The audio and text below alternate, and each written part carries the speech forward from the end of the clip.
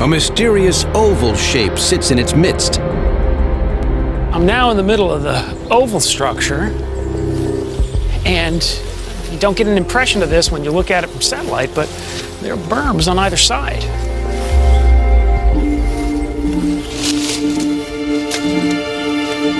The raised ridge of Earth precisely follows the outline of the giant structure. Maybe this was some sort of a racetrack. The presence of the inner tube certainly suggests that could be the case. Why would there be a racetrack in the middle of the New Jersey Pine Barrens?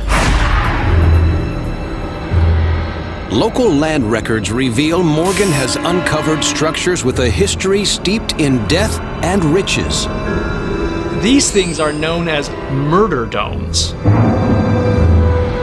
It's really hard to imagine that this could be taking place in the early 20th century.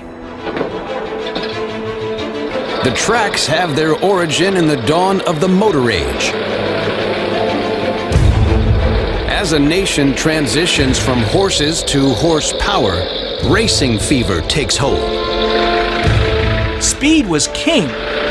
The whole idea that you could go 30, 40, 50 miles an hour was exciting enough, but seeing these cars moving at 100 miles an hour was just exhilarating.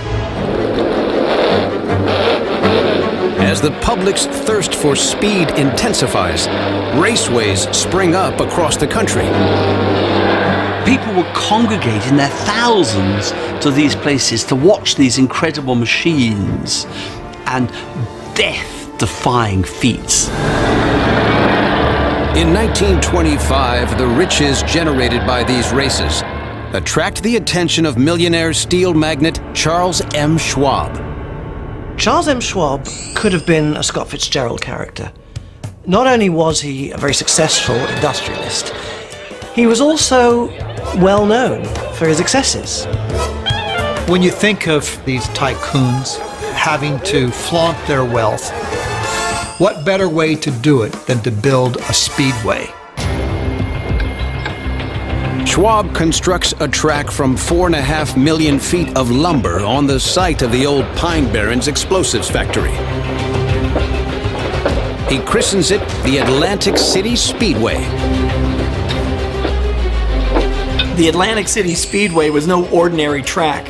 It was basically the Madison Square Garden of speed racing. It was actually the largest racetrack in the eastern United States. Speedways like Schwab's are designed to host what's known as board track racing. They are the most dangerous circuits in the history of motorsport. Imagine traveling at 160 miles an hour on a wooden track, hitting these 60-degree angles in the 1920s. I mean, this is the definition of daredevil. It was really common for cars to spin or lose control, and they could end up off the track. They could even end up in the crowd. This was a blood sport. There were many fatalities.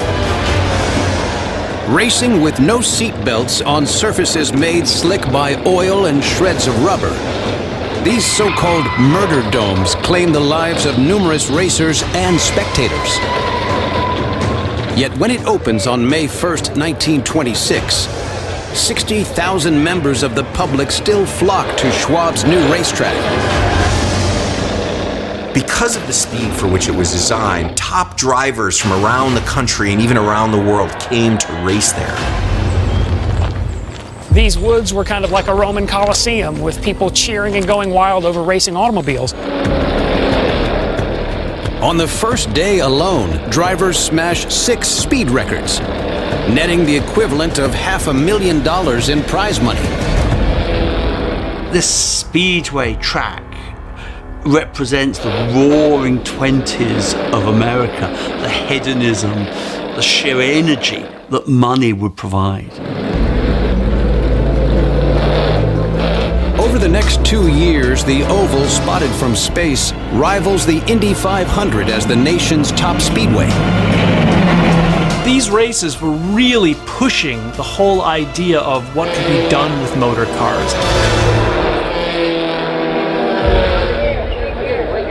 But the glory days of this automotive amphitheater are short-lived.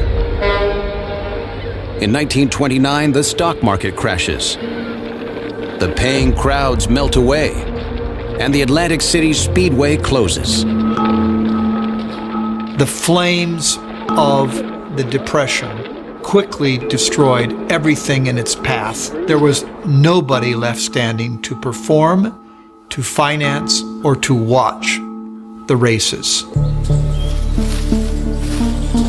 During the Great Depression, much of the site is destroyed, the rest cannibalized. But its ghostly imprint remains, visible from space. This site narrates the history of the First World War, the Roaring '20s, and then also the history of the era of the Great Depression. It's just layer upon layer of history.